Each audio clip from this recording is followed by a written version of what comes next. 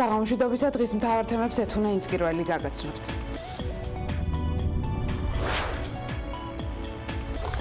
მანუ ჩარჩხეტია სასამართლო დარბაზიდან გაათავისუფლეს. ზუგდიდის რაიონული სამმართველოს უფროსმა ირაკლი ფაცაციამ დამაკავა უკანონოდ ზონდერ პოლიციამ. წინასაარჩევნო ფრონტის ხაზი ზუგდიდში. მე ამას დავგვისპირდები ყველანაირად ზრდილობიანად ჩვენ არ ვუშლით მათ შეხვედრებს ძალიან ვთხოვთ არ შეგვიშალოთ ჩვენ. ზუგდიდის პოლიციის უფროსის სკანდალური მიმოწერა. ოცნება მოწოდებულია საარჩევნო კამპანია აწარმოოს კონკრეტული გზავნილებით და ზუგდიდის განვითარების გეგმით, ხოლო ნაციონალური მოძრაობისთვის და ქალბატონ სანდრასთვის ზუგდიდი არის უცხო. ეს არ ყოფილა საარჩევნო საღონისძიებო, საარჩევნო საკამპანიო ღონისძიებაზე მომხდარი ინციდენტი, ეს იყო ქუჩაში მომხდარი ინციდენტი. ცესკოს თავმჯდომარის მოულოდნელი განცხადება ზუგდიდში ოპოზიციონერების დაკავებაზე. ხელისუფლების, ასე ვთქვათ, მორჩილი საარჩევნო კომისია, რომელიც ემსახურება ერთი პარტიის ინტერესებს. ამგვარი ტიპის განცხადებით ხაზს უსვამთ, რომ თქვენ არ ხართ დამოუკიდებელი თქვენ საქმიანობაში და ასრულებთ მართველი პოლიტიკური გუნდის დაკვეთებას. ცესკოს თავმჯდომარე ალბათ უფრო თავშეკავებული უნდა იყოს კი ბატონო შეფასებებში. 19 მაისის არჩევნებამდე 34 დღე დარჩა. წინა გამოსილებით ჩვენ ვიცით, რომ შეუძლია მნიშვნელოვანი ზიანი და ჭრილი მიადგეს საარჩევნო პროცესებს ასეთი ინციდენტები.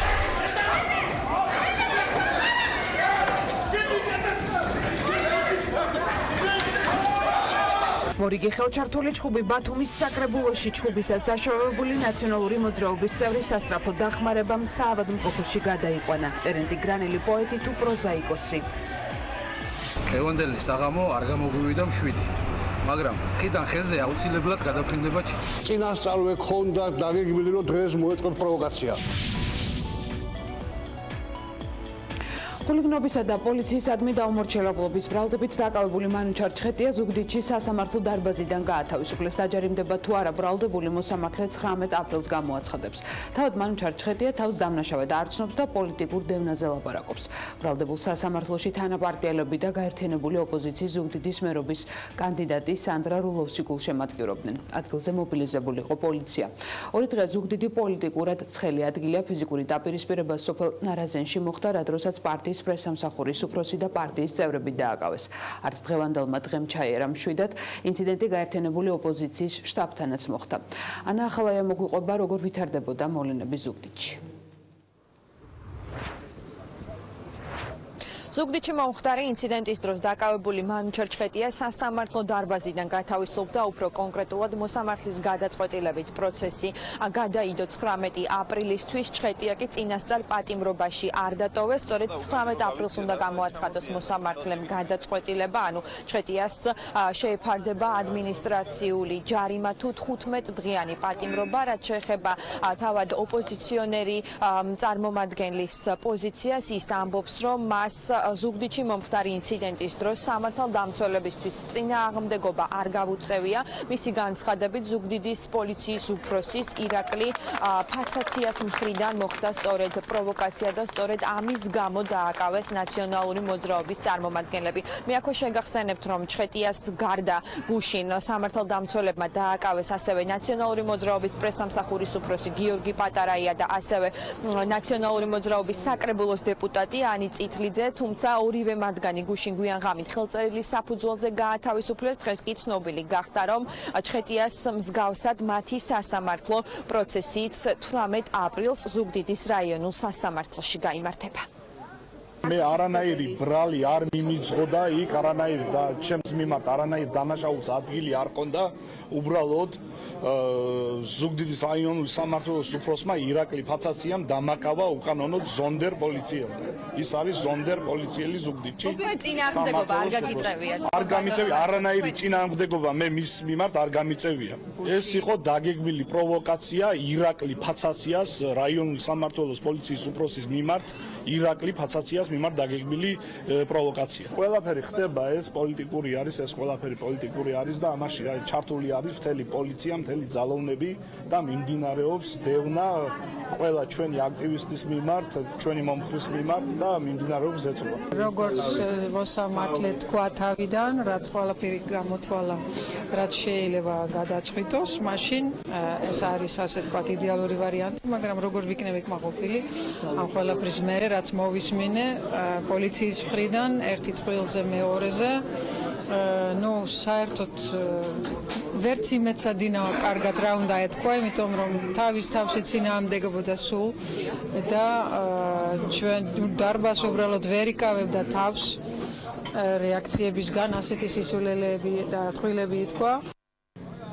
რა მოხდა გუშინ ზუგდიდში, რატომ დააკავეს ნაციონალური მოძრაობის წარმომადგენლები, რას აცხადებენ ქართული ოცნების მერობის კანდიდატის გიორგი შენგელიას საარჩევნო შტაბში და რატომ ფიქრობს ოპოზიცია, რომ ეს ყველაფერი არის სწორედ ქართული ოცნების მხრიდან დაგეგმილი პროვოკაცია, რომელშიც ოპოზიციის განცხადებით ისინი იყენებენ პოლიციას როგორც სწორედ პოლიტიკური თავდასხმის იარაღად. მე აქვე გეტყვით, რომ თქვენ ჩვენ სიუჟეტში ვერ ნახავთ ქართული ოცნების მერობის კანდიდატის გიორგი შენგელიას კომენტარს, ვინაიდან დღეს ის მედიასთან არ გამოჩენილა, მის ნაცვლად ჟურნალისტებთან განმარტებებს გუშინ მომხდარ ინციდენტთან დაკავშირებით აკეთებდა ქართული ოცნების წარმომადგენელი, უფრო კონკრეტულად კი საკრებულოს თავმჯდომარის მოადგილე.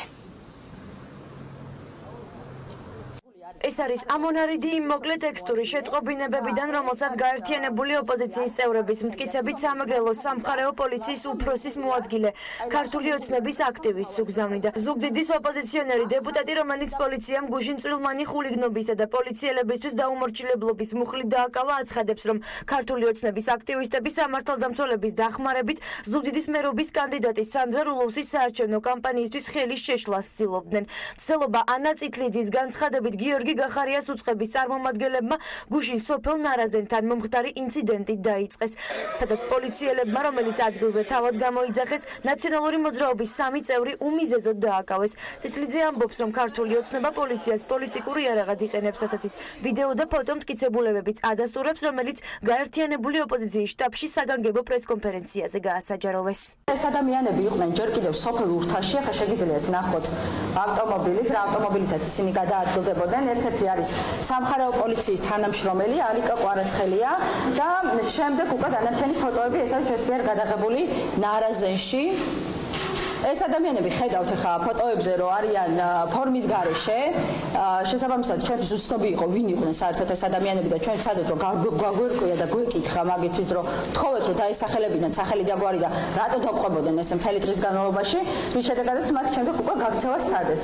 ეს ადამიანი, რომელიც ასევე უშუალოდ მონაწილეობდა გუშინ ამ ნარაზენის ინციდენტში, ეს არის გია ყალიჩავა, რომელიც არის ნარაზენის პოლიციის უფროსი. სიტყვიერი და ფიზიკური დაპირისპირება სოფელ ნარაზენთან ნაციონალური მოძრაობის წევრებსა და სამართალდამცველებს შორის გუშინ გვიან ღამით მოხდა, როგორც ოპოზიცია ამბობს, ზუგდიდის მერობის კანდიდატ სანდრა რულოვს საარჩევნო კამპანიის ფარგლებში შეხვედრები ჰქონდა, რა დროსაც შეამჩნიეს, რომ მთელი დღის მანძილზე მათ უცხო პირები ავტომობილით უკან მიჰყვებოდნენ და უკანონოდ უთვალთვალებდნენ. ნაციონალური მოძრაობის წევრებმა ადგილზე საპატრულო პოლიცია გამოიძახეს და უცხო პირების ვინაობის გარკვევა სცადეს, რასაც სიტყვიერი და ფიზიკური დაპირისპირება მოყვა. შედეგად პოლიციამ ოპოზიციის 3 წევრი პარტიის პრესსამსახურის უფროსი გიორგი პატარაია, ზუგდიდის საკრებულოს ოპოზიციონერი დეპუტატი ანა წითლიძე და პარტიის მხარდამჭერი მანუჩარ ჩხეტია დააკავეს. პატარაიამ და წითლიძემ პოლიციის შენობა გვიან ღამით ხელწერილის საფუძველზე დატოვეს. ჩხეტია კი წინასწარი დაკავების იზოლატორში გადაიყვანეს.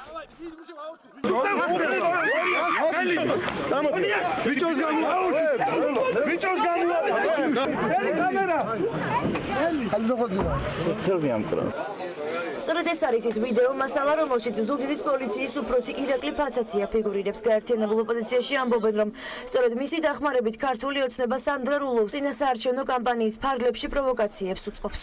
მიგვაჩნია, რომ ეს ქმედებები არის მიმართული პოლიტიკური პროცესის ჩასასვლელად ზუგდიდში, მიმართული არის ხელისუფლების გარდაუვალი მარცხის შესაჩერებლად. კიდევ ერთხელ მოუწოდებთ ივანიშვილს, კიდევ ერთხელ მოუწოდებთ მის დამნაშავე კრიმინალურ ხელისუფლებას შეწყვიტოს თავდასხმები ქართულ ხალხს. მთელი დღის განმავლობაში ხელისუფლება ცდილობდა გარკვეულ პროვოკაციებს და ეს ერთადერთი ეშოს, მხოლოდ ერთადერთი, რომ სანდრა რულოვს იგებს ზუგდიდში და ხელისუფლება არის წარმოუდგენელ პანიკაში, მაგრამ მინდა მათ დავარწმუნო, რომ აი ესეთი ქმედებები, გაშინება, ვიღაცების დაკავება ჩვენი წევრების ნამდვილად ვერ იმოქმედებს მათზე დადებით. ზუგდიდში მომხდარი ინციდენტი ერთადერთი შემთხვევა არ არის, რომელშიც ირაკლი ფაცაციას სახელი და გვარი ფიგურირებს. 2012 წლის 1 ოქტომბერს საპარლამენტო არჩევნების დღეს სწორედ ფაცაცია მონაწილეობდა იმ დაპირისპირებაში, რომელიც ყაზბეგში კერძოდ სოფელ კოპში მოხდა. მოსახლეობა სოფელში დაუდგენელი ჯგუფების გამოჩენას აპროტესტებდნენ. ადგილობრივები ამბობდნენ, რომ არ სურთ თავიანთ რაიონში დეპუტატი უცნობმა ხალხმა აირჩიოს. განსხვავებული მოსაზრება ჰქონდა ირაკლი ფაცაციას, რომელსაც მაშინ ყაზბეგის პოლიციის უფროსის თანამდებობა ეკავა. ფაცაცია ამტკიცებდა, ეს უცხო ადამიანები ყაზბეგის რაიონში იყვნენ ჩაწერილი და არჩევნებში მონაწილეობის სრული უფლება ჰქონდათ.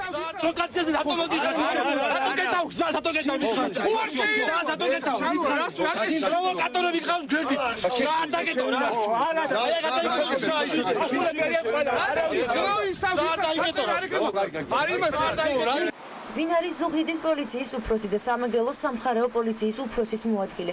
როგორც გავარკვიეთ, ზუგდიდის ქართული ოცნების მერობის კანდიდატი შტაბში არ იციან. როგორც გიორგი შენგელიას შტაბის წარმომადგენელმა განაცხადა, პოლიციელები სოფელ ნარაზენთან მომხდარი ინციდენტის დროს კანონის ფარგლებში მოქმედებდნენ და მათი მხრიდან პროვოკაციას ადგილი არ ქონია. ამ პირებთან დაკავშირებით არ მაქვს ინფორმაცია. არა, პირველად მესმის არ ვიცნობ, ვერ აღვიდგინე რომელია დარწმუნებული ვარ, ჩვენ დარწმუნებული ვართ, რომ შინაგან საქმეთა სამინისტრო უზრუნველყოფს არა მარტო ზუგდიდში, არამედ ყველა ოლქში, სადაც მიმდინარეობს არჩევნები, იყოს ისეთი გარემო, რომ ყველამ დააფიქსიროს საკუთარი პოზიცია. ჩემი ინფორმაციით ის შეკითხვები, რაც დაისვა გარკვეული პირების მიერ, იყვნენ მათი რეჟიმის მსხვერპლი. მიუხედავად ოცნების შტაბში გაკეთებული ამ განმარტებებისა, გუშინ მომხდარი ინციდენტი პროვოკაციაა გაერთიანებული ოპოზიციის მერობის კანდიდატისთვის. სანდრა რულოვსმა დღეს საგანგებო პრესკონფერენცია გამართა, სადაც თქვა, რომ ეს არ არის პირველი შემთხვევა, როდესაც ოცნების მერობის კანდიდატის მხარდამჭერები მას წინა საარჩევნო კამპანიაში ხელს უშლიან. რულოვსმა გიორგი შენგელიას წარსული შეახსენა და თქვა, რომ გაჩერებას არ აპირებს. არავინ არ შემაჩერებს. ჩვენ ვაგრძელებთ ჩვენს კამპანიას, როგორც არის დაგეგმილი.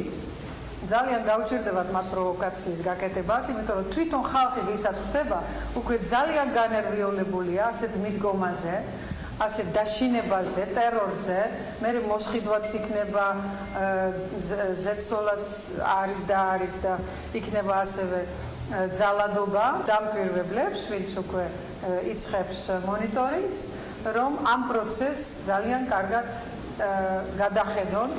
ჩვეულებრივი არჩევნების კამპანიის ფარგლებში ინციდენტი ზუგდიდში ამით არ ამოწურულა. დღეს გაერთიანებული ოპოზიციის შტაბთან ერთ-ერთი მოქალაქე მოვიდა, რომელსაც სანდრა რულოვსისა და არასამთავრობო სექტორის წარმომადგენლების შეხვედრაზე დასწრება სურდა. როგორც თეონო კარდავა აცხადებდა, ისიც არასამთავრობო სექტორის წარმომადგენელია, თუმცა მერობის კანდიდატთან შეხვედრაზე არ მიიწვიეს. კარდავას პროტესტს საარჩევნო შტაბთან ხმაური მოყვა.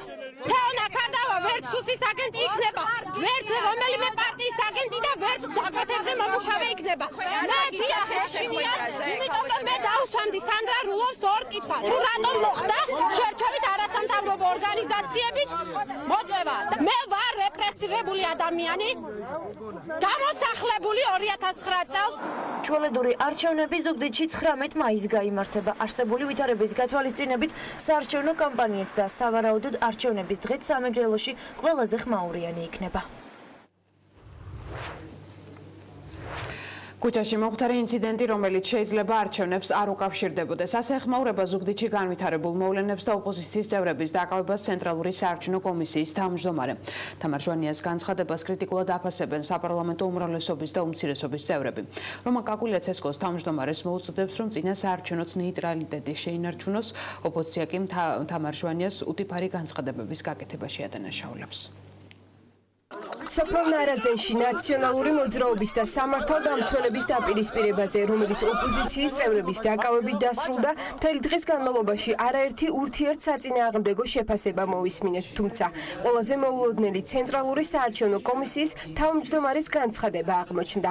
თამარ ჟვანიასთვის ოპოზიციის ინფორმაცია, რომ მათ ამ უმრჩეველთან შეხვედრის დროს უცხო პირები უთვალთვალებდნენ, საკმარისი არ აღმოჩნდა და ზუგდიდის მომხდარ ინციდენტს მხოლოდ ქუჩაში მომხდარი შელაპარაკება უწოდა. ეს არ ყოფილა საარჩევნო საღონისძიებო, საარჩევნო საკამპანიო ღონისძიებაზე მომხდარი ინციდენტი, ეს იყო ქუჩაში მომხდარი ინციდენტი და შელაპარაკება, რომელიც პირდაპირ შეიძლება არჩევნების ღონისძიებას არ უკავშირდებოდა. ცესკოს თავმჯდომარე დღეს მხოლოდ ოპოზიციას არ გაუკრიტიკებია. მმართველი გუნდის წევრი რომან კაკულია თამარ ჟვანიას თავშეკავებისკენ და ნეიტრალიტეტის შენარჩუნებისკენ მოუწოდებს.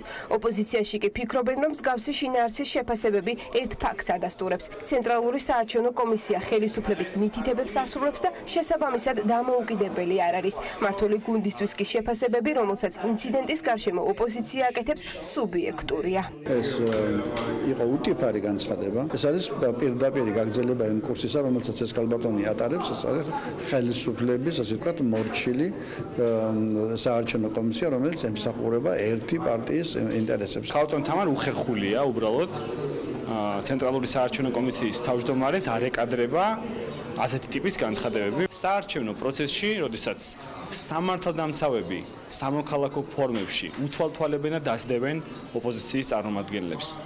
როდესაც ისინი ცდილობენ გაუკონტროლონ ოპოზიციას თავიანთი აქტივობა, ესეც ასევე დარღვევაა და თქვენ ამაზეც ვალდებული ხართ მოახდინოთ რეაგირება. ცესკოს თავმჯდომარე ალბათ უფრო თავშეკავებული უნდა იყოს კი ბატონო შეფასებებში, ნეიტრალიტეტი უნდა შეინარჩუნოს როგორც დღეს, ასევე არჩევნების დროსაც. კონკრეტული ინციდენტის დროს სამართალდამცავები მოქმედებდნენ შესაბამისი წესით, რაც მათთვის არის განსაზღვრული. რაც შეეხება პოლიტიკურ შეფასებას, ეს პოლიტიკური პარტიის სუბიექტური შეფასება, შესაბამისად არ არის გასაკვირი ნაციონალური მოძრაობის ასეთი შეფასება. დაძაბული წინა საარჩევნო გარემო სამეგრელოსთვის უცხო არ არის. 2016 წლის 22 მაისს შუალედურ არჩევნებში ზუგდიდის მუნიციპალიტეტის სოფელ კორცხელის საარჩევნო უბანთან სპორტსმენები ერთიანი ნაციონალური მოძრაობის ლიდერებს დაუპირისპირდნენ. შედეგად დაზიანებები მიიღეს პარტიის ლიდერებმა. 6 ადამიანის სხვადასხვა სახის დაზიანებებით საავადმყოფოშიც იყო მოთავსებული, მათ შორის 2 პოლიციელი. გუშინ მომხდარი ინციდენტი ერთადერთი არ არის, რომელიც სანდრა რულოვსის წინასაარჩევნო კამპანიისას მომხდარა. 2016 წელს სოფელ ჯიხაშკარში ამ მომრჩევლებთან ნაციონალური მოძრაობის მაჟორიტარობის კანდიდატის შეხვედრაზე სიტყვიერი და ფიზიკური დაპირისპირება მოხდა. ვინ ვის ან რა მიზეზით დაუპირისპირდა ამ კითხვაზე პასუხი მესამე სექტორში არ აქვთ. ორი მხარის ორი განსხვავებული პოზიციის მოსმენის შემდეგ არასამთავრობო ორგანიზაციის წარმომადგენლები ამბობენ, რომ მთავარი მსგავსი ინციდენტების პრევენციაა. ამიტომ მესამე სექტორი არჩევნების დემოკრატიულ გარემოში ჩატარების მიზნით ოპოზიციას და მმართველ გუნდს სიმშვიდისკენ მოუწოდებენ. მნიშვნელოვანი არის, რომ ყველა, ასე ვთქვათ, ჩართულმა მხარემ გაითვალისწინოს გარკვეული რეკომენდაციები და გაითავისოს საკუთარი, ასე ვთქვათ, უფლებამოვალეობები, რა გააჩნია. პირველ რიგში, რა თქმა უნდა, საგამოძიებო უწყებებს და სამართალდამცავ უწყებებს ეხება ეს ყველაფერი. ისინი მაქსიმალურად უნდა ეცადნონ, რომ ხელი არ შეუშალონ საარჩევნო კამპანიის წარმართვაში არც ერთ კანდიდატს. თავისი წვლილი, რა თქმა უნდა, ყველა მხარეს ეკისრება, თავისი წილი პასუხისმგებლობა, მაქსიმალურად ყველა უნდა ეცადოს, რომ წინა საარჩევნო პერიოდმა ჩაიაროს 7 გარემოში, 7 ვითარებაში. საგამოძიებო ორგანოების ჩართულობა უნდა მოხდეს მხოლოდ იმ შემთხვევაში, თუ სისხლის სამართლის დანაშაულთან გვაქვს საქმე. პრევენციის თვალსაზრისით ამან შეიძლება გამოიწვიოს უარესი შედეგი. არჩევნებამდე 37 დღეა დარჩენილი. 19 მაისს შუალედურ არჩევნებში ყველაზე ცხელ წერტილად ზუგდიდს მოიაზრებენ. პოეტი თუ პროზაიკოსი ტერენტი გრანელის შემოქმედებაზე ბათუმის საკრებულოში დეპუტატების ხელჩართულ ჩხუბზე შინაგან საქმეთა სამინისტრომ გამოძიება დაიწყო. განათლების კომიტეტის თავმჯდომარე ირაკლი პატარიძე ქალაქში ტერენტი გრანელის ბიუსტის დადგმის შესახებ სიტყვით გამოდიოდა, როდესაც პროზაიკოსი უწოდა. ოპოზიცია მოითხოვა დაზუსტება ვისი ძეგლი იდგმება პოეტის თუ პროზაიკოსი გრანელის, რასაც უმრავლესობის გაღიზიანება მოჰყვა. ამ საკითხზე დეპუტატებმა ისე იჩხუბეს, რომ როინზოიძეს სამედიცინო დახმარება და საავადმყოფოში გადაყვანა დასჭირდა. ეს დღეს მეორე დაპირისპირება იყო მანამდე ჩხუბის საკრებულოს იმავე წევრების მირდად ქამადადისა და ირაკლი პატარიძის მონაწილეობით მოხდა. პოლიტიკურ ლიტერატურული დაპირისპირება ბათუმის საკრებულოში მაშინ მოხდა, როცა დეპუტატები ქალაქში ტერენტი გრანელის ძეგლის დადგმაზე მსჯელობდნენ. განათლების კომიტეტის თავმჯდომარის ამ ინიციატივის წინააღმდეგი ალბათ არავინ იქნებოდა, თუმცა დეპუტატები ვერ შეთანხმდნენ, ვის უდგამდნენ ძეგლს ცენტრალურ პარკში, ტერენტი გრანელს როგორც პოეტს თუ გრანელს როგორც პროზაიკოს. ელემენტარულია რომ ტერენტი გრანელი რომ პოეტი იყო და არა პროზაიკოსი, ეგ უნდა ვიცოდეთ მე მგონი რა. მაინტერესებს რომელი პროზაული ნაწარმოებიც ის თუ შექმნა თქვას რომ შეგვეშალა. შემდგომდელ საქციელს შევაფასებ როგორც დაბიოს და არაკაცოს. ეს არის ძალიან დიდი შეცდომა და შეურაცხყოფა. და გაილახე. არაკაცი ხარ ოროსანი.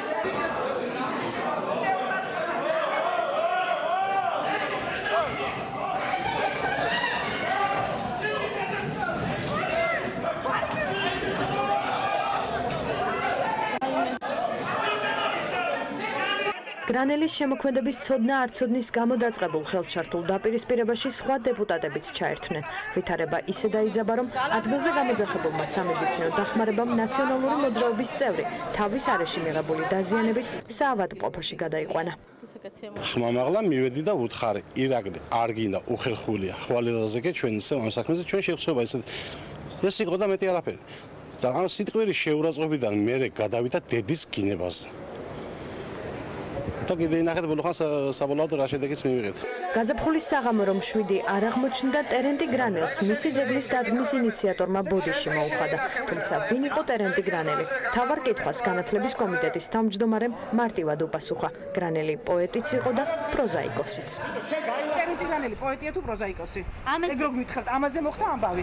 პოეტიც არის და პროზაიკოსიც, მაგრამ მე მინდა ტერენტი გრანელს მოუხადო ბოდიში.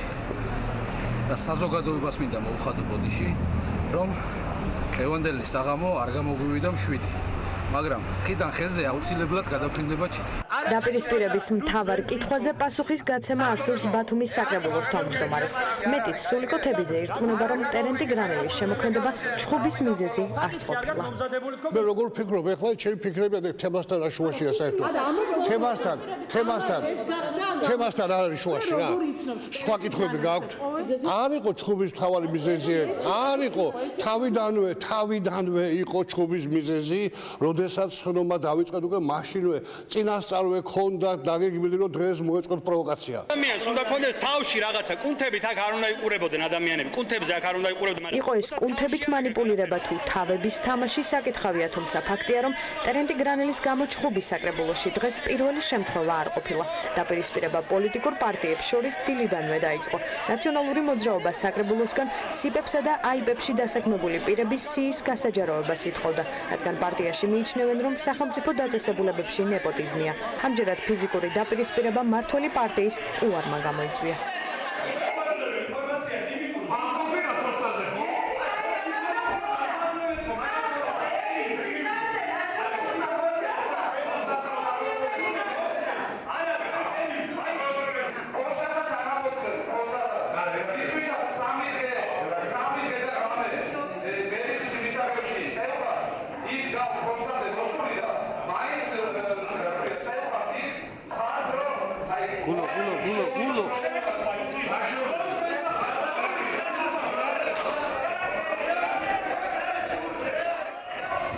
არსებობს ინფორმაცია იმის, რომ ამ ბათუმის აიპებში და შეპესეებში გამეფებულია ნეპოტიზმი.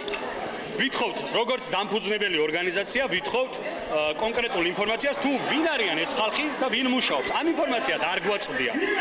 ავრცელებდა სრულ ინფორმაციას განათლების კომისიის თავმჯდომარე, რომ თურმე რაღაცასთან შეურაცხყოფელ სიტყვებს ამბობდა. მივედი და წარუდგინე წერილი დაუდე წინ და უთხარი, რომ პასუხი, სადაც არ გვაძლევს წყალი ინფორმაციას.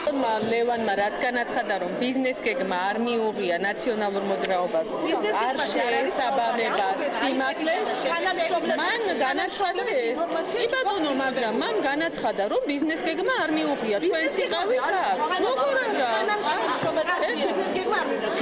მიიღო ბიზნეს გეგმა, ამ კი უნდა ვთქვა. კი ბატონო. იყო თუ არა ბათუმის საკრებულოში დაპირისპირება მოსალოდნელი უცნობია, თუმცა ფაქტია, რომ დილიდან შენობასთან მობილიზებული იყო პოლიციის რამდენიმე ეკიპაჟი.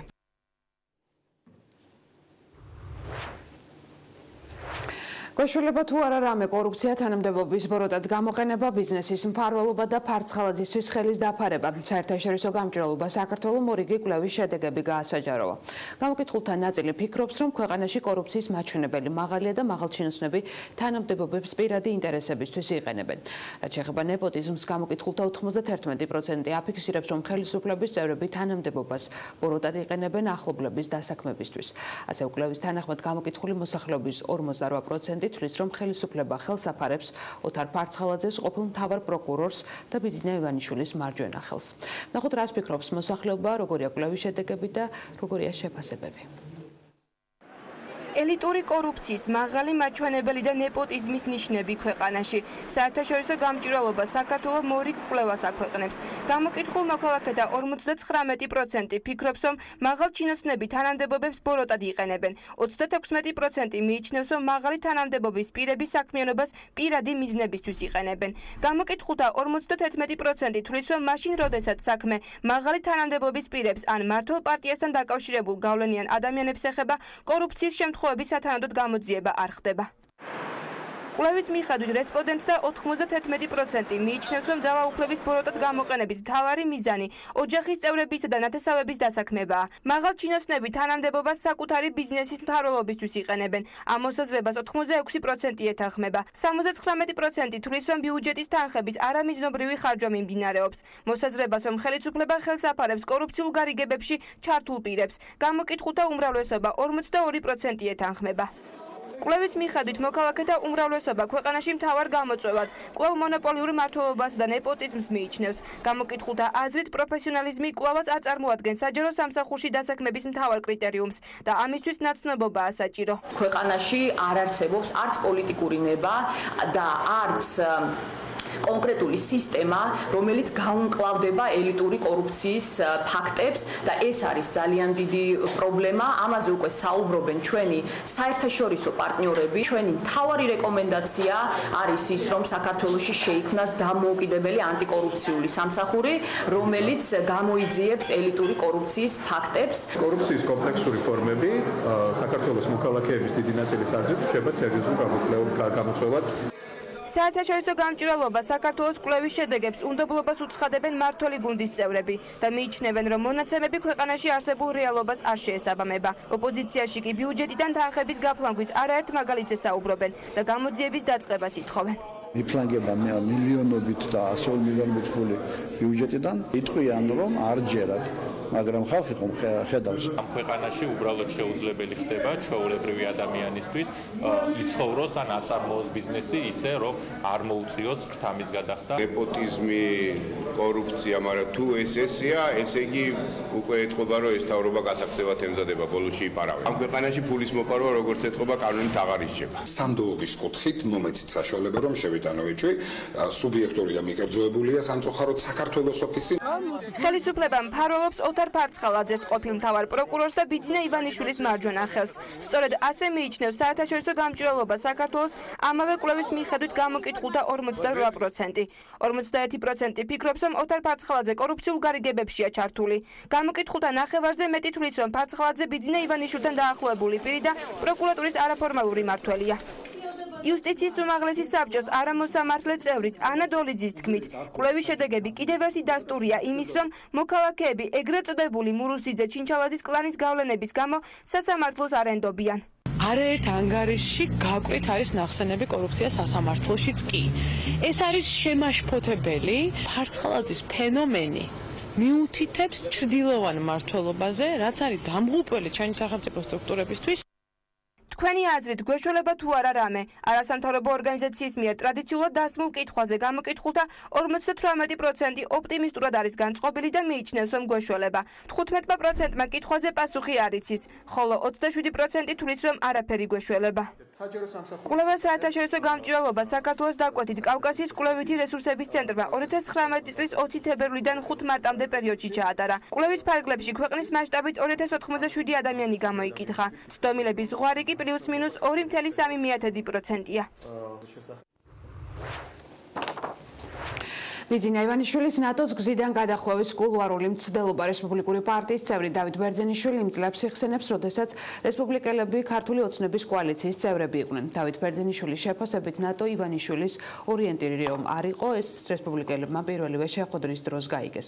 მთავრობა და მმართველი პარტია კვლავ ნატოში ინტეგრაციაზე საუბრობს, თუმცა საპირისპიროზე მეტყველებს გადადგმული ნაბიჯები. არაფორმალური მმართველობა და დემოკრატიული პროცესების ხარისხის კლება ის საკითხებია, რამაც ნატოსკენ სავალ გზაზე ქვეყანა უკვე დააზიანა. ნახოთ, რას ამბობდა ბიძინა ივანიშვილი ნატოზე და რა კონტექსტში გაიხსენეს ოპოზიციაში მისი სომხეთში ნატო-რუსეთზე გაკეთებული განცხადება. რესპუბლიკური პარტიის ერთ-ერთი ლიდერი და ქართული ოცნების კოალიციის ყოფილი წევრი ამბობს, რომ ივანიშვილს ჰქონდა კულუარული მცდელობა ნატოს გზიდან გადაეხვია. პოლიტიკოსი იმ წლებს იხსენებს, როდესაც რესპუბლიკელები ქართული ოცნების კოალიციის წევრები იყვნენ და გარკვეული პერიოდი მათი პარტიის ლიდერი თავდაცვის მინისტრი. ბერძენიშვილის შეფასებით, ნატო ივანიშვილის ორიენტირი რომ არ იყო, ეს რესპუბლიკელებმა მასთან პირველივე შეხვედრის დროს გაიგეს. მას ჰქონდა კულუარული მცდელობა, ჩვენთან არ გაუვიდა და თავი დაანება. ახლა რომ გაზდის ფაქტია, საჯაროდ ამას არ ამბობს, მაგრამ ჩვენი თავდაცვის სამინისტროს აქტიურობა ასჯერ ჩამორჩება წინა მინისტრების ხიდაშელის და ალასანიას მცდელობას. ნატოსთან მიმართებაში ამას ვხედავთ. კი მას ჰქონდა მცდელობები, მაგრამ ჩვენს პირობებში ამის რეალიზების შანსი მას არ ჰქონდა. როცა ამას ვლაპარაკობ, ამას მყარი ცოდნით ვამბობ, რომ ნატო არ იყო ივანიშვილის პრიორიტეტი და მით უმეტეს არც ახლა არ არის. ექსპერტები ამბობენ, რომ საქართველოს ნატოში გაწევრიანების სკეპტიკოსებს ივანიშვილის გუნდი არგუმენტებს აძლევს.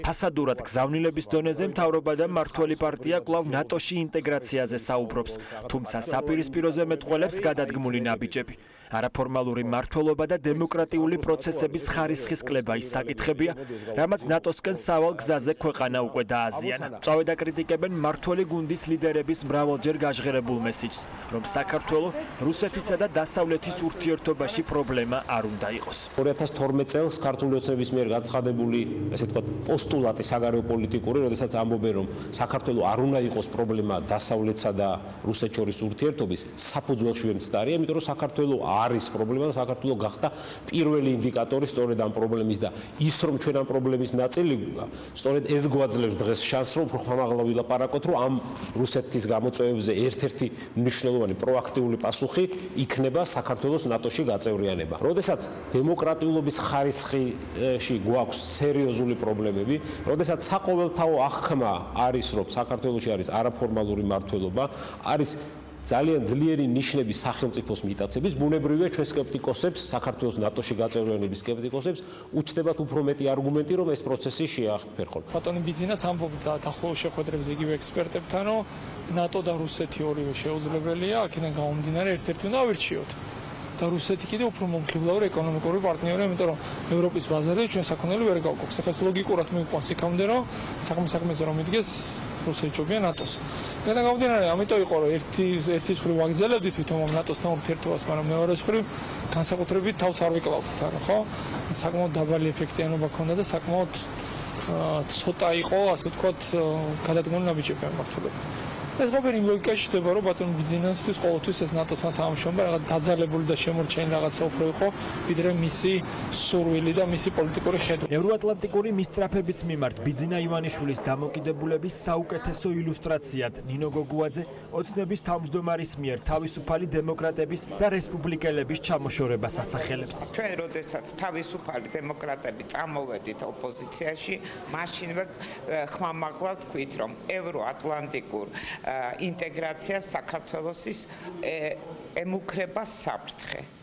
ამის მერე ჩვენ ყოველდღე გრძნობთ როგორ ნელ-ნელა და თანმიმდევრობით, მათ შორის ევროპული სტანდარტების არ და ვერ დაკმაყოფილებით საქართველო შორდება ევროპულ სიბრტყეში. და დამოკიდებულება და გეგმა აქვს ივანიშვილს ქვეყნის ნატოში ინტეგრაციასთან დაკავშირებით.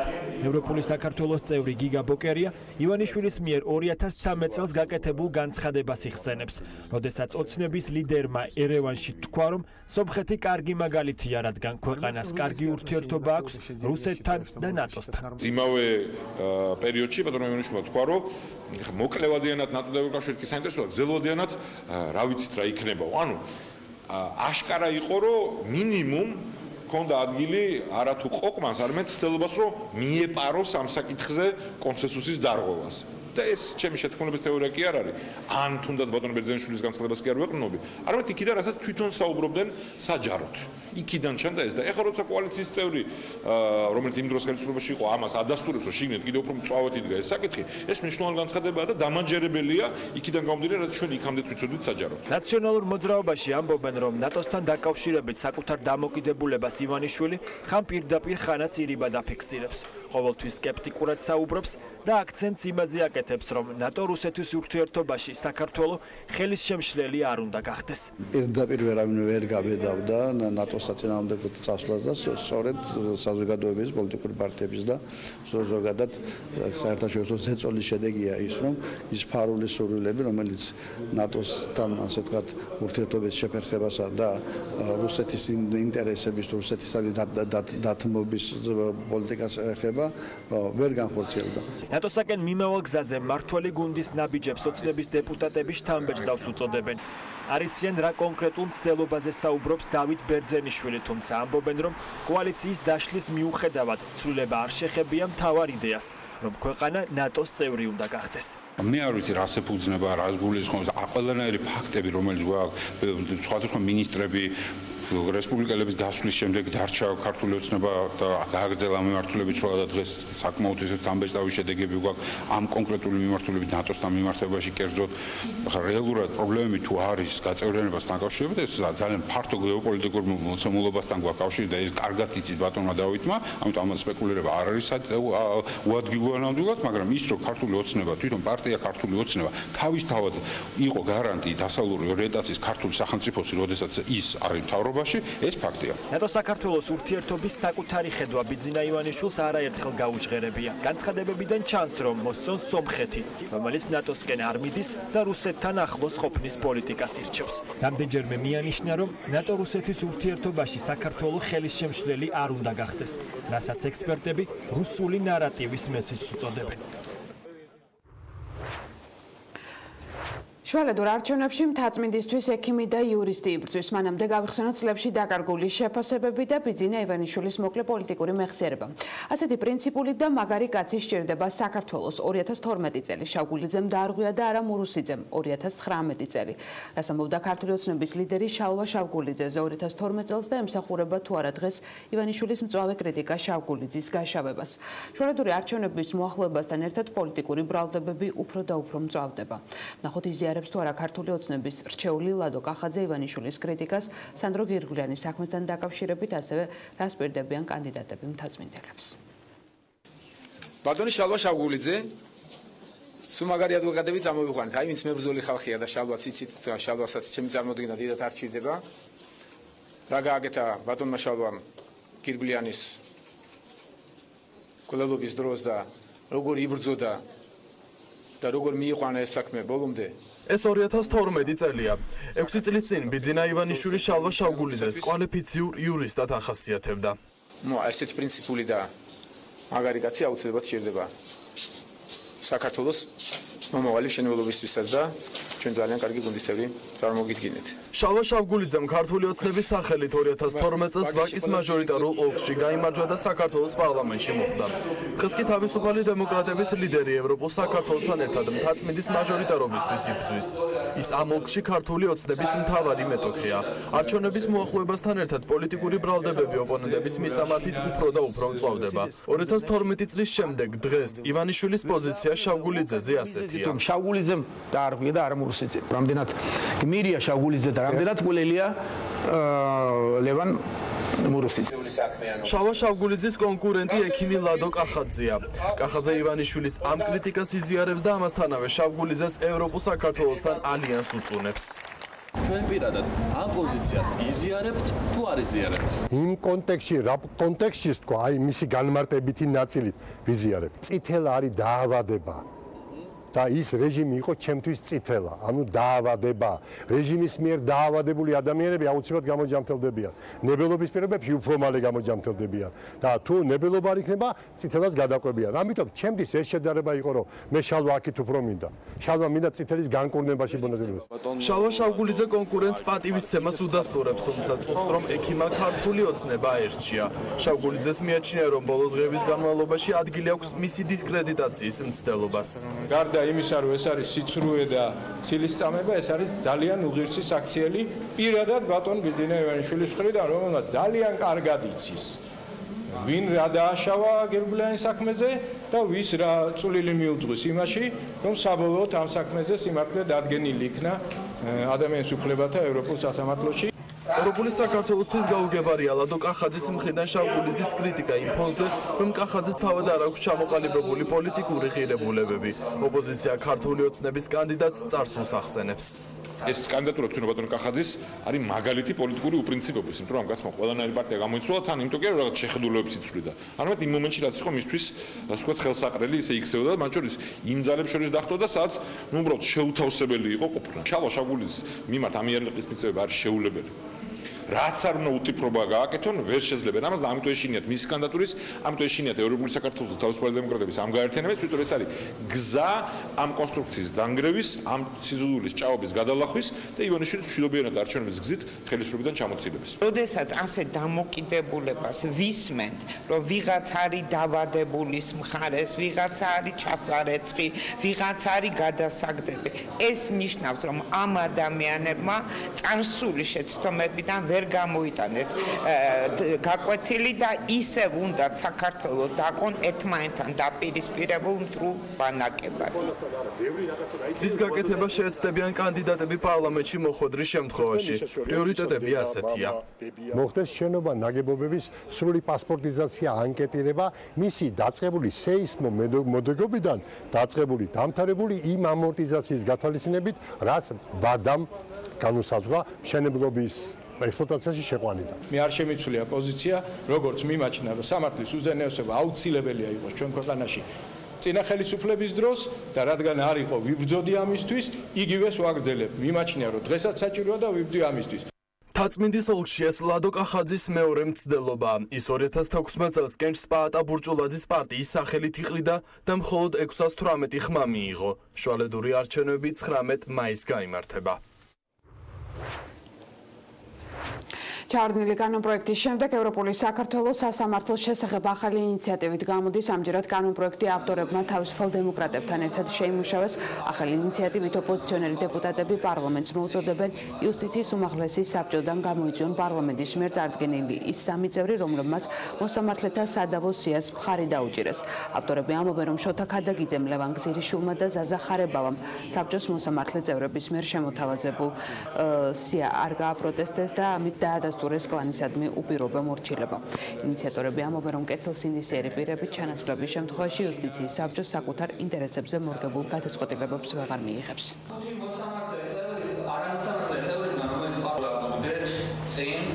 აი ამ შეუსრულებლობის და არაჯეროვანი შესრულების ნათელი მაგალითი იყო ბოლოს ამ წევრების მიერ მხარდაჭერილი იმ სიის წარმოდგენა უზენაეს სასამართლოს კანდიდატებს სიას გულისხმობ, რომელიც თავად პარლამენტმაც კი ვერ განიხილა, რადგან წარმოდგენილი იყო სია ყოველგვარი პროცედურებისა და კრიტერიუმების გარეშე. საპარლამენტო უმრავლესობა ცდილობს შექმნას კამუფლაჟი, თითქოს შეიმუშავებს კრიტერიუმებს, მაგრამ უკვე პირველი მოსმენით აქვს მიღებული ისეთი კრიტერიუმები და ისეთი პროცედურები, რომელიც მხოლოდ კვლავ ამ იუსტიციის საბჭოში გაბატონებული კლანის პრეროგატივად აქცევს კანდიდატების შერჩევას. ასეთ შემთხვევაში მივიღებთ იმას, რომ სწორედ ეს კლანი შეავსებს უზენაეს სასამართლოში მისთვის სასურველი პირებით დააკომპლექტებს, დიახ, ვაკანსიებს. ჩვენ ვეთანხმებით მათ ინიციატივას, ჩვენ ვთვლით, რომ შეუძლებელია თუ სიას წარმოადგენ ისე რომ კითხვაც კი არ გაგიჩნდება ესეა ვინ შეადგინა. როდესაც არ გაგიჩნდება სურვილი რომ გაესაუბრო მაინც კანდიდატებს პარლამენტში წარმოდგენამდე. თუ ელემენტარულად ვერ აცნობიერებს შენს მოვალეობას და ფუნქციას, მაშინ აღარ უნდა გააგრძელო იუსტიციის უმაღლესი საბჭოს წევრობა. სხვათა შორის საბჭოში არიან არამოსამართლე წევრები, მაგალითად ქალბატონი ნაზი ჯანეზაშვილი, რომელსაც პარლამენტმა გამოუცხადა ნდობა, რომელიც ასრულებს ჯეროვნად თავის ფუნქციას. ქალი ავტორების მიერ ქალებზე გადაღებული ფილმები 16 ქალი ცვლილებებისთვის ასე ქვია პროექტს, რომელიც ქალების პირად ისტორიებს აერთიანებს. ფილმების გადაღება გასული წლის მაისში დაიწყო და სექტემბერში დასრულდა. ამ დროის განმავლობაში ამერიკის საელჩოს ფინანსური მხარდაჭერით ახალგაზრდა ქალმა დოკუმენტალისტებმა 10 წუთამდე ხანგრძლივობის დოკუმენტური ფილმები გადაიღეს. თემატიკა მრავალფეროვანია, მეწარმეობა, ქალთა გაძლიერება, დემოკრატია და კანონის უზენაესობა. ლიკა დაუშვილის მიერ გადაღებული მოკლემეტრაჟიანი დოკუმენტური ფილმი იმ საუკეთესოთა შორის მოხვდა, რომელიც ამერიკის საელჩომ შეარჩია. პროექტი, რომელიც ქალების გაძლიერებას ისახავს მიზნად, 16 ქალ რეჟისორს აერთიანებს. მათი ფილმების მთავარი იდეა ქალების რეალური ისტორიების ფირზე აღბეჭდვაა. ლიკა დაუშვილის ფილმის მთავარი გმირი მაყურებელს ასწავლის, როგორ დაიწყოს ცხოვრება თავიდან და როგორ შეცვალოს გარემო უკეთესობისკენ. ეს არის გოგოზე, რომელმაც გაიარა ფსიქორეაბილიტაციის ცენტრში მკურნალობა და ფილმი თვითონ არის იმაზე, თუ როგორ ახერხებს ეს გოგო ამ რეაბილიტაციის მერე თავიდან დაწყებას ცხოვრების, როგორ ცხოვრობს ის ყოველდღიურობაში და საღამოთი და დაბნელდება, ანთებს ულტრაისფერ განათებას და ამ განათებაზე ხატავს და მისი ნახატები სრულიად სხვა ფერს იძენან ამ განათების ფონზე. და სწორედ აი ეს ხატვა და წერა ეხმარება ამ გოგოს იმაში, რომ თავი გადაირჩინოს აი ამ წამლების და იმის მიღების გარეშე. აი ეს მომენტი, რომ თავიდან იწყებ რაღაცის გაკეთებ, თავიდან იწყებ რაღაც ცხოვრების ეტაპს და შენში პოულობ იმ ძალას, რომელიც რეალურად ყოველთვის გაქვს ძალა, რომ თავიდან დაიწყო და ის გააკეთო მთელი ცხოვრება რაც გინდა და რაღაც უფრო დამანახა, რომ ანუ ყველა შეგვიძლია ამის გაკეთება და თავიდან დაწყება ყოველთვის. ეხლაც მუშაობ რამდენიმე პროექტზე, მხატვრულზეც და დოკუმენტურზეც და ამ პროექტმა ბიძგი მომცა, ასე ვთქვათ, რომ გამეგრძელებინა ეს მიმართულება. ახალგაზრდა კინოდოკუმენტალისტების მიერ გადაღებული ფილმები ქალების ისტორიებზე, მძიმე ყოფაზე, ჩვევებსა და პრობლემებზე მოგვითხრობს. ირინა რურუას ფილმის იდეის განსახორციელებლად რამდენიმე პერსონაჟის შეცვლა მოუხდა. ამბობს, რომ გადაღების პროცესი მისთვის მოსალოდნელზე უფრო რთული აღმოჩნდა. ჩემთვის მოულოდნელად რთული აღმოჩნდა დოკუმენტურ ფილმზე მუშაობა, მიუხედავად იმისა, რომ არ მქონდა გამოცდილება არანაირი. ხვდებოდი, რომ არ იქნებოდა მარტივი, მაგრამ ამდენადაც რთულად ვერ წარმომედგინა. მოხდა ისე, რომ დაახლოებით 3 პერსონაჟის შეცვლა მომიწია. ეს იყო რთული როგორც ფიზიკურად, ასევე ფსიქოლოგიურად ძალიან რთული მისაღები აღმოჩნდა ჩემთვის, რომ რაღაცა ამდენი ცდილობების მიუხედავად არ მქონდა ფაქტიურად ფილმისთვის მასალები და არ მყავდნენ გმირები. და შემდეგ ძალიან ბუნებრივად მოხდა ჩემი ამ კონკრეტულ გმირთან დაკავშირება, რომელზეც საბედნიეროდ გაამართლა და აღმოჩნდა, რომ გამოვიდა ჩვენი თანამშრომლობა და შედგა როგორც ფილმი. ფილმების სერია 16 ქალი ცვლილებისთვის ამერიკის საელჩოს ფინანსური მხარდაჭერით შეიქმნა და საქართველოში მცხოვრებ ქალებზე ახალგაზრდა ქალი დოკუმენტალისტების მიერ შექმნილ 16 ფილმს აერთიანებს. პროექტის მთავარი მიზანია მხარი დაუჭიროს საქართველოში მცხოვრებ ახალგაზრდა ქალ დოკუმენტალისტ რეჟისორებს და ხელი შეუწყოს ახალგაზრდების ჩართულობას სამოქალაქო აქტივობაში. თემატიკა მრავალფეროვანია: მეწარმეობა, ქალთა გაძლიერება, დემოკრატია და კანონის უზენაესობა. ჩვენი მიზანი იყო ამ შემთხვევაში სალომე ჯაშის, რომელიც იყო ერთ-ერთი მთავარი ტუტორი და ჩემიც, რომ ამ 1 წლის განმავლობაში დავხმარებოდით 16 ახალგაზრდა კინემატოგრაფისტ ქალს, რომ დაემუშავებინა პროექტი, გადაეღო მასალა, ვთქვათ, და შემდეგ დაემონტაჟებინა ფილმი. ანუ ეს იყო ესეთი დიზაინი პროექტის იყო ძალიან საინტერესო, იყო საკმაოდ ხანგრძლივი და საშუალებას აძლევდა ამ ქალებს, რომ კარგად ემუშავათ თავის გმირებთან და კარგი ფილმები გადაეღოთ. ფილმების გადაღება გასული წლის მაისში დაიწყო და დეკემბერში დასრულდა. პროექტში მონაწილე დოკუმენტალისტები აპირებენ, რომ შეძენილი უნარები და ცოდნა სამომავლოდ კარიერული განვითარებისთვის გამოიყენონ.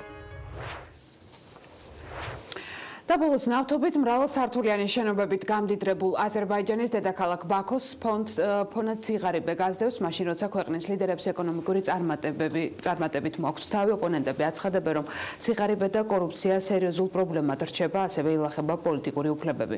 მალოს თუ არა ფული სიღარიბეს და ჩაკვრას აზერბაიჯანში, ვნახოთ რადიო თავისუფლების სიუჟეტი.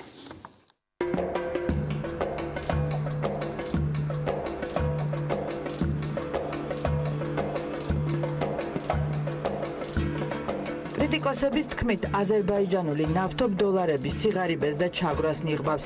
ნავთობით შემოსულმა ფულმა ბაქოს შეცვალა. ამის მიღმა წლების განმავლობაში იდგა ეკონომიკური ზრდა, ორნიშნა მაჩვენებლით გაიზარდა ტურისტების რიცხვიც.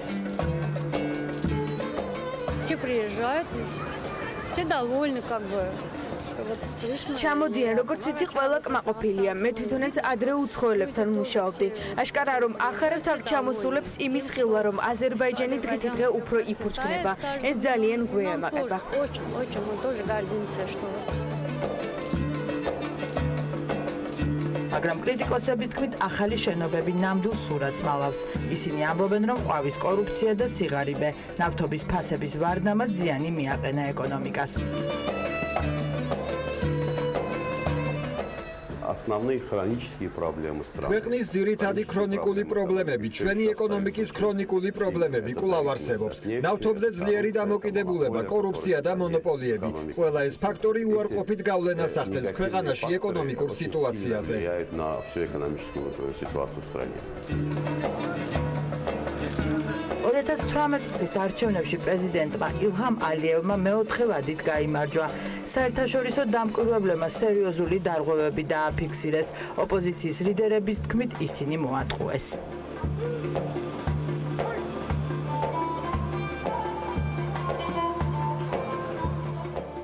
Несколько раз побеждали на выборах и на президентских. ჩვენ უკვე რამდენჯერმე გავიმარჯვეთ საპრეზიდენტო არჩევნებში, საპარლამენტო არჩევნებში. სამწუხაროდ აზერბაიჯანში არჩევნებს ტოტალურად აყალბებენ. აქ სტალინის მეთოდები მოქმედებს. სტალინი ამბობდა, მნიშვნელოვანია არა ის, ვინც ხმას აძლევს, არამედ ის, ვინც ხმებს ითვლის. სამწუხაროდ ეს სტალინისტური პრინციპი აქ დღემდე გრძელდება. В Азербайджане вот этот принцип Сталина сегодня продолжает действовать.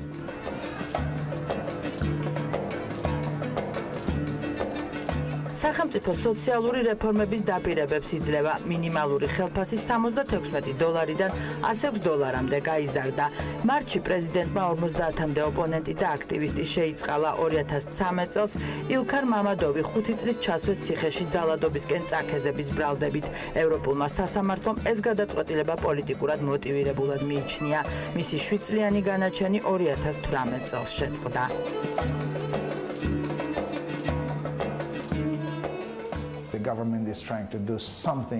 ხელისუფლება ცდილობს რაიმე ისეთი გააკეთოს, რომ ევროკავშირის თვალში უკეთესად გამოჩნდეს, რადგან მასთან ერთგვარი გრძელვადიანი შეთანხმების ხელმოწერა სურს. ამ შეთანხმებას ჯერ არ აქვს სახელი. იქნება ეს სტრატეგიული თანამშრომლობის თუ სტრატეგიული პარტნიორობის ხელშეკრულება. ეს ჯერ არავინ იცის, თუმცა შეთანხმება ბოლო სტადიაშია.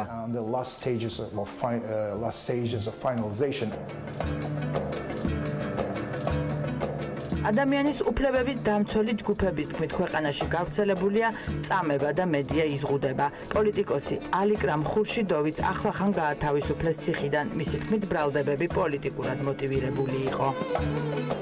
ბოლომდე თავისუფლად არ უგზნობ თავს. მთელი აზერბაიჯანი ამ რეჟიმის პატიმრობაში იმყოფება და ჩვენი ბრძოლა ბოლომდე გაგრძელდება, სანამ ჩვენ ამ პატიმრობას თავს დავაღწევთ.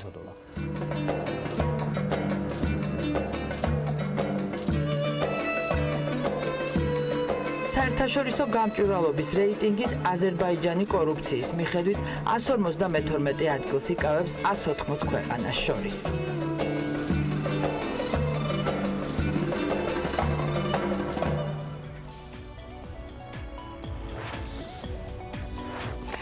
ასეთი ყოფილი ინფორმაცია ამ დროისთვის მე ვარ შაბათამდე გემშვიდობებით ნახვამდის.